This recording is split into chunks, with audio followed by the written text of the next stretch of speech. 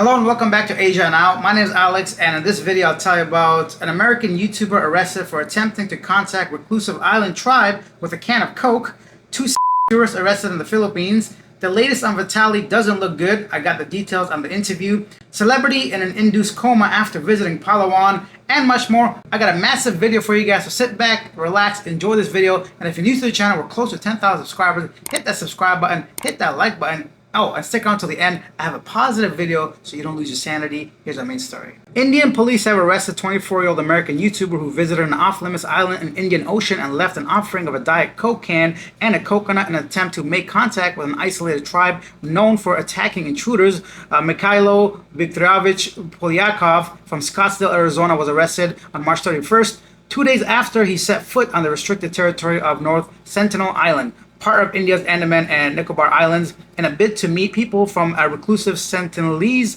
tribe, police said. A local court last week sent Polyakov to a 14-day judicial custody, and he is set to appear in court on April 17th. The charges carry a possible sentence of up to 5 years in prison and a fine. Indian authorities said that they had informed the U.S. Embassy about the case. Visitors are banned from traveling within 5 kilometers, that's 3 miles, of the island, whose population has been isolated from the rest of the world for thousands of years. The inhabitants use spears and bows and arrows to hunt animals that roam the small, heavily forested island. Deeply suspicious of outsiders, they attack anyone who lands onto their beaches. In 2018, an American missionary who landed illegally on the beach lost his life because the North Sentinel Islanders, who apparently shot him with an arrow and then buried his on the beach. In 2006, the Sentinelese took the life of 2 fishermen who had accidentally landed on the shore. Indian officials have limited contacts to a rare gift-giving encounter with small teams of officials and scientists, leaving coconuts and bananas for the islanders. Indian ships also monitor the waters around the island, trying to ensure outsiders do not go near the Sentinelese, who have repeatedly made clear they want to be left alone. Police said that Polyakov was guided by GPS navigation during his journey and surveyed the island with binoculars before landing. He stayed on the beach for about an hour, blowing a whistle to attract the attention, but got no response from the islanders. He later left a can of Diet Coke and a coconut as an offering, made a video on his camera, and collected some sand samples before returning to his boats. On his return, he was spotted by local fishermen who informed the authorities, and Polyakov was arrested in Port Blair, the capital of Andaman and Nicobar Islands, in an archipelago near 750 miles East India from East India's mainland. A case was registered against him for violation of Indian laws that prohibit any outsiders to contact with the islanders.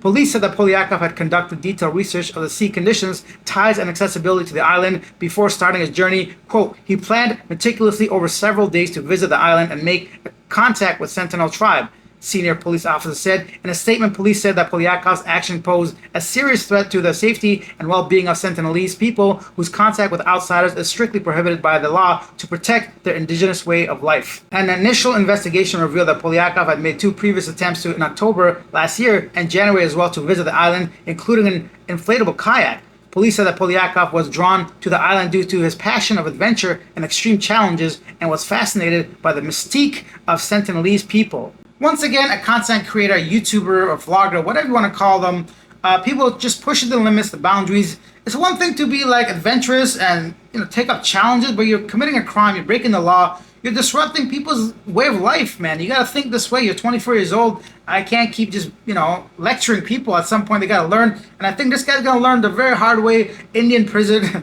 Indian prison, bro? Come on, man. That's not gonna be fun for you, man. Whatever you guys heard about Philippines, Indonesian, Thai prisons, Indian prisons, bro. Come on, man. You're gonna be really interested in some new things down there. But like, all jokes aside, man, just stop. The other issue is if they don't actually find this guy or jail him properly, it's gonna like encourage other people to go ahead and do it, because like, oh, just like a slap on the wrist. Why not go ahead and try to contact? Just like, I thought this was like a rumor actually when I first heard stuff like this a few years back.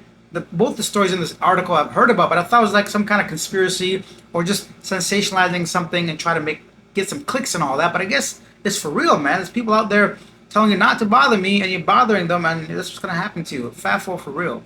Next up, let's talk about some misbehaving foreigners in the Philippines. The BI arrested 2 foreign nationals in early April, 1 Swedish and 1 Indonesian, both allegedly involved in some serious offenses related to people who are not 18 and trafficking. The Swedish national was wanted in his home country and was captured in Pampanga with help of international and local enforcement, and the Indonesian and the Indonesian suspect was arrested a day later following a report from the PNP. Both are facing deportation. Yes, yesterday we covered that Filipino pastor that tried to contact and get in touch with a 12-year-old in the parking lot in New York, and stuff like this. Unfortunately, it's very common. I mean, common enough that it makes the news, at least from my perspective, almost on a daily basis or at least once a week. All right, our next story, I know if you're kind of sick of this, you can skip it, but it's about Vitaly. I did my part of actually translating Tagalog into English. I mean, I didn't do it, but I mean, I took the video, put it into the app, paid for the pro version, did the whole English, Filipinos. Anyways, so here's what happened with that. I'll let you guys watch the video first. Okay, now the Russian vlogger, what is the plan for the Russian vlogger who was apparently, as reporters have written, smug even after his arrest? Right? So pag-usapan natin itong Russian vlogger na ito, baka gimmick po. Alam mo kasi sa YouTube, it's quite unpleasant, but maraming vloggers who do that for show, right? For clout. For clout, for show. What did he violate? Because clearly he's been doing this all over different areas already, maybe different countries. Well, there was vandalism. There was unjust vexation. There was burglary. There was video camming someone without their consent. Yeah. And a host of other things. There was theft. He stole an electric fan from a restaurant and tried to make a show of it. He stole a motorcycle from a patrolman of BGC and tried to ride it around BGC. He had unjust vexation towards a trainer of a surfboard trainer in Boracay and started to make a fool of himself. He has I think 30 videos in the Philippines, all that making a fool of Filipinos. Oh, wow. Okay, 30 videos. And lumabas sa video, nung binabasahan siya ng Miranda rights, nagkikiss pa siya, nagfa-flying kiss. So clearly, it's for his YouTube, no? To get more views. But That's what right. happens to him now? Kasi nangyayari dati, tuwing ginaganyan siya sa ibang bansa, i-deport lang siya. Oo. I-deport siya, so tapos na. So, mission done, bye-bye Philippines, kala niya gano'n na lang. Eh siyempre, hindi kami pumayag. Pwede ba namang babay na lang, gano'n na lang, ginagawa ng mga Pilipino, tas gano'n na lang? Oo. So napag-desisyon na namin, kakasuhan namin. Tama. So pwede ba siyang makulong? Sa mga pinagagawa niya, makulong? Opo. His cases now, I think there are 5 cases filed. All of them are bailable. However, upon rules of the Bureau of Immigration, if he is an undesirable alien, the Bureau of Immigration has a right to detain him in the process of his hearing. So pwede siyang magdusa sa kulungan. Hindi siya makaka-vlog. Diba? Wala Yes, siyang ilalabas. Di na niya yan uulitin. He has no access to a cell phone. He has an access only to a cell phone to contact family or attorney. He is not allowed to vlog about anything which goes on inside the detention facility. He will live on the national stipend of 3 meals at 70 pesos a day. That's for all 3 meals. He will get special treatment. He will live in a common cell, walang air conditioner. Basta kulong siya habang nag-hearing siya. And I think that hearing the civil trial, I don't know, it's civil criminal, maybe it's criminal, it will maybe last 2 to 3 years. Oh. Then the minimum charge, I think, will be 5 years per guilty verdict. So pwede siyang nakadetain ng 2 to 3 years. For the hearing pa lang yan. Oo, hearing pa lang yun. Pero so it means it's clear he will not be deported just like that. Oh no, hindi talagang we made a conscious decision not to have him deported. Ito, pagkatapos ng pagkatuwaan, niloloko mo na Pilipino, pinagkakatawaan mo pa Pilipino, pinapahiya mo Pilipino, pinagkakitaan mo pa Pilipino. Tapos babay na lang? Walang ganoon, di ba? Fair is fair. And not only that, he may just move to another Asian country and do the same thing, right? For his content. And that is the latest on Vitaly. You know, a part of me feels sorry for this dude. You know, like let me walk that back a little bit. You know, it's hard to basically he's going through what we all want. You know, usually we see misbehaving expats and foreigners. We say, yeah, put him in jail, lock him up, throw away the keys, 5 years, 10 years. But realistically, I don't know if that's a little too much. I think if we lock him up for like 5 years or something, because if he's facing like 2 to 3 years in jail, apparently, at least waiting for the process to be, going through the whole court system and all that. But I want to know your thoughts. What do you think is like a reasonable amount of time he should spend in jail? I think we could all agree he should spend a little bit of time in there. I'm going to go ahead and make a poll on the channel, actually, so you guys can go ahead and take the poll. I'm going to leave the poll link in the description and the comments of this video, so you guys can go there and tell me, do you think 0 to 30 days in jail is fine? Maybe like 6 to 1 year, and let's say 2 years plus in prison. Leave your comments and put your vote, and I'm curious to see what people think about the situation. I might change the dates and timeline later on, but that's the latest on Vitaly. By the way, a few times I mentioned he was an American or Russian-American vlogger. I'm only reading what's written in the newspapers, articles. I did a little bit of digging, so I guess he came to the U.S. as a 14-year-old, and he's been there since. I don't think he has an American passport. I guess it does matter a little bit, his nationality, right? So I guess I'm correcting myself, but once again, I only read what was written. When I did my own research about his nationality, I found out that he's basically, every time he gets close to getting a citizenship, he does something stupid, and the whole thing starts over again, right? So what a fool. Regardless, so I guess by nationality, he's still a Russian, but he spent the past 20 years in the U.S. And even that, I don't think he's like Russian. I guess he's born in Ukraine.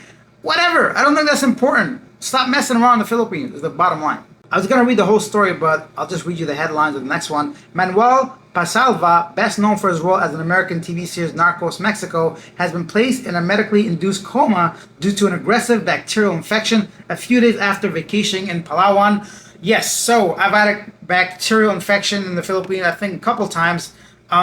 Here, you got to be careful, man. What you're eating, wash your hands, wash your fruits, wash your vegetables.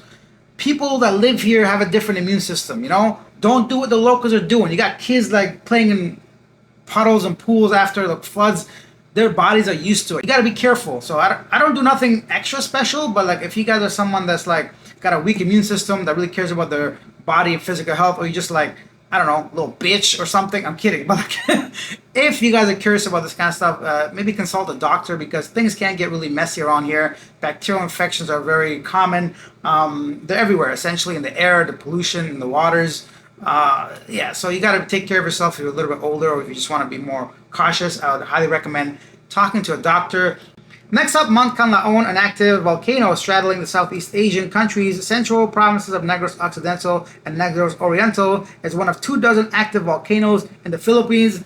Some cool scenes. I don't know if I want to call it cool, but from an outsider perspective, amazing scene from a volcano erupting. This is like happens once every couple months, I believe, since I've been here, or often enough that you got to be careful, wear a mask, and not be near there if you live somewhere nearby, I guess. I don't know what the implications are, I guess, aside from just air pollution, and how far is there lava even coming out of there?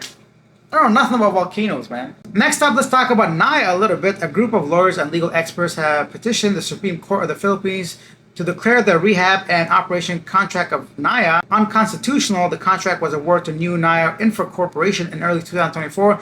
The petition argues that the bidding process violates the new public-private partnership code, which took effect in December 2023. Before the bidding occurred, the petitioners also claimed that there was a lack of transparency and public participation, especially regarding how the concessionaire would be compensated through passenger fees. Long story short, people are saying there's corruption going on with the new Naia management and whoever made that deal, which is understandable because, the airport is definitely in dire need of an upgrade. But if you can just simply give out contracts to your buddies or whatever, you're gonna do it, right? So if there's any kind of like illegal process going on, people might find out about it. So let's see what happens with this one. We hear about corruption often with many governments, but I think when it directly impacts people, they take it a bit differently, right? So yeah, let's see what happens with this. I wonder if there's anything that is going to be revealed and whether that contract will be removed, and we might have a new management in place for Naia. Next up, around 20 Filipino crew members, including a vessel captain, are being investigated after 2 tons of cocaine were found on a Norwegian flag cargo ship. Whoa, the biggest haul in South Korea, I believe. So I don't want to read the detail on that. You guys can do your own research. Let's finish up with a positive story. I got an email because earlier I asked you guys to send me positive stories to my email right here, Talk Now Canada. If you guys have any positive stories about the Philippines, please share it with me, because I don't want to just go down this like rabbit hole of negativity all the time, because that's usually what makes the news, unfortunately. So if you guys have any positive stories, share them with me. And here's one that Patrick shared with me yesterday. So I got this email from Patrick. He said, on Saturday, April 5th, the Cebu Lions Club International Chapter, made up entirely of expats from Croatia, the UK, India, and United States, conducted a child feeding event at Eliseo de la Milagrosa Orphanage in Cebu City. Food and personal toiletries were provided to 36 children. Attached is a photo of the Lions Club participants. Absolutely beautiful. Thank you guys for doing that. If you guys are living in anywhere in the world, I guess you want to at least be a positive influence on the community. So always glad to see these kinds of stories, and thank you for sharing. And now it's time for our segment Yesterday Today, where there's a fly going across my face, or some kind of fruit fly,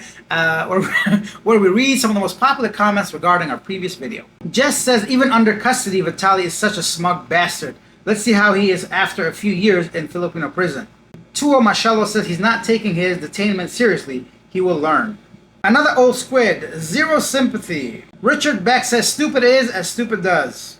Mark Richards says, I hope he gets 10 years in the Philippine jail, and because he committed crimes and posted them on YouTube, needs to not pay him and ban him from YouTube.